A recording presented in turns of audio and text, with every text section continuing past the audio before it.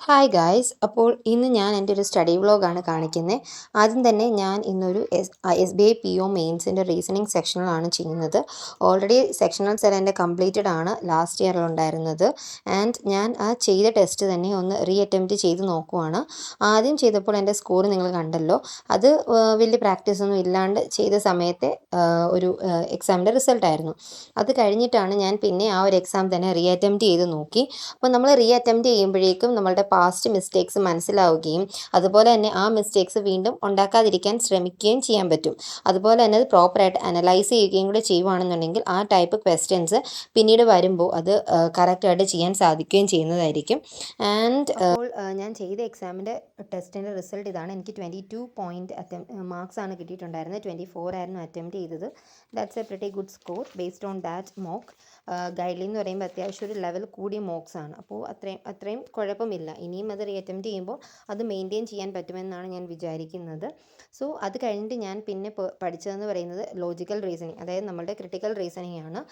ഏറ്റവും marks score ചെയ്യാൻ എളുപ്പവും പക്ഷെ അതുപോലെ തന്നെ സ്കോറും കളയാൻ എളുപ്പവുമായിട്ടുള്ള ഒരു ഏരിയയാണ് ക്രിട്ടിക്കൽ റീസണിങ് എന്ന് പറയുന്നത്. ആൻഡ് ഞാൻ ഇപ്പോൾ പ്രാക്ടീസ് ചെയ്യുന്നത് ഈ ഒരു ഓസ്വാൾ ബുക്സ് വഴിയാണ്. സോ നിങ്ങൾക്ക് എൻ്റെ കോഡായിട്ടുള്ള TMB10 യൂസ് ചെയ്യുകയാണെന്നുണ്ടെങ്കിൽ മാക്സിമം ഡിസ്കൗണ്ട്സും കിട്ടുന്നതാണ്.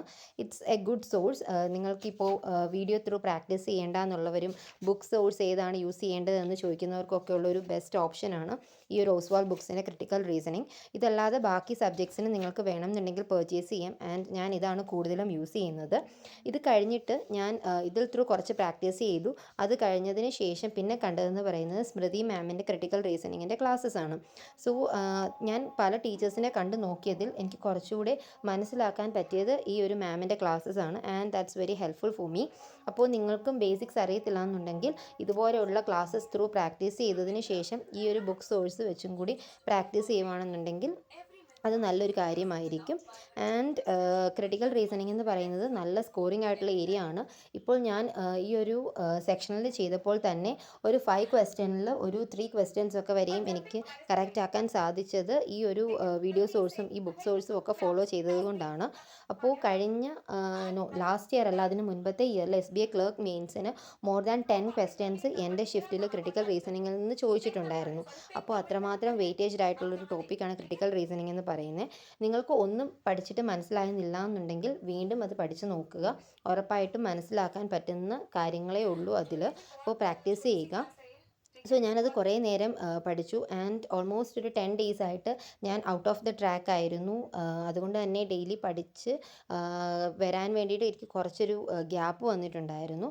സോ അതിൻ്റേതായിട്ടുള്ള ബുദ്ധിമുട്ടുകൾ പഠിത്തം പിന്നെയും റീസ്റ്റാർട്ട് ചെയ്തപ്പോൾ വന്നിട്ടുണ്ടായിരുന്നു.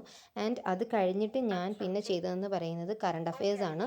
കറണ്ട് അഫയേഴ്സ് എൻ്റെ ഒരു മോർ ദാൻ 10 ഡേയ്സ് ആയിട്ട് ഡിലേ ആയിട്ട് കിടക്കുവാണ്.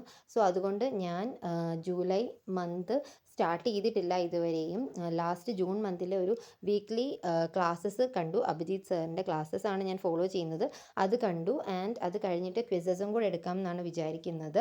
സോ ഇത്തവണത്തെ ബാങ്ക് എക്സാംസിന് കറണ്ട് അഫയേഴ്സിനുള്ള വെയിറ്റേജ് വളരെയധികം കൂടുതലാണ്. അതുകൊണ്ട് മാക്സിമം കറണ്ട് അഫയേഴ്സ് ഡെയിലി ബേസിസിൽ പഠിക്കുമോ, അതല്ല എന്നുണ്ടെങ്കിൽ പഠിക്കുന്ന കാര്യങ്ങൾ നല്ല രീതിയിൽ റിവൈസ് ചെയ്യുകയോ ചെയ്തില്ല എന്നുണ്ടെങ്കിൽ നമ്മളുടെ മൈൻഡിൽ നിന്ന് അത് വാഷ് ഔട്ടായി പോകുന്നതായിരിക്കും. സോ കറണ്ട് അഫയേഴ്സ് നന്നായിട്ട് പ്രാക്ടീസ് ചെയ്യുക. ഞാൻ ഒരു 11 to 1 വരെയാണ് ഈ ഒരു ക്രിട്ടിക്കൽ റീസണിങ്ങിൻ്റെ സെക്ഷനിലും എല്ലാം ചെയ്തത്. അത് കഴിഞ്ഞതിന് ശേഷമാണ് പിന്നെ ഫുഡൊക്കെ കഴിച്ച് കഴിഞ്ഞിട്ട് കറണ്ട് അഫയേഴ്സ് ചെയ്തത്. ഒരു 2:30 3 o'clock വരെയാണ് ഞാൻ ബാക്കിയുള്ള സെഷൻ പഠിച്ചത്. ആൻഡ് ഞാൻ ഒത്തിരി പ്രിലിംസ് ഫോക്കസ്ഡ് ആയിട്ടല്ല ഇപ്പോൾ പഠിക്കുന്നത്, കൂടുതലും മെയിൻസ് ആയിട്ട് ആണ് പഠിക്കുന്നത്. ആൻഡ് ഞാൻ ഓർക്കുന്നു ഒരു 2 ഡേയ്സ് ഇപ്പോൾ ഓരോ സെക്ഷൻ ഓരോ ടോപ്പിക് വൈസ് കുറേ കൂടി വെയിറ്റേജ് കൊടുത്ത് പഠിക്കാമെന്നാണ് വിചാരിക്കുന്നത്. ആൻഡ് ഇന്നിപ്പോൾ ക്രിട്ടിക്കൽ റീസണിങ് കുറച്ച് ക്ലാസ്സസ് കണ്ടു. അത് കഴിഞ്ഞിട്ട് ഇനി നാളെയും കൂടെ കണ്ട് ആ ഒരു ക്രിട്ടിക്കൽ റീസണിങ് കംപ്ലീറ്റ് ആക്കി അത് കഴിഞ്ഞിട്ട് പ്രാക്ടീസ് ചെയ്യാൻ വേണ്ടിയിട്ടാണ് കരുതുന്നത്.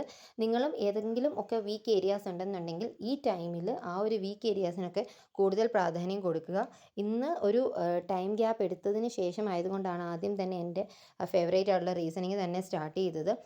അത് കഴിഞ്ഞിട്ട് ഇനി നാളെ മുതൽ ഞാൻ അങ്ങനെ ഓരോ ടോപ്പിക് വൈസ് പ്രാക്ടീസ് ചെയ്യണം എന്നാണ് വിചാരിക്കുന്നത്.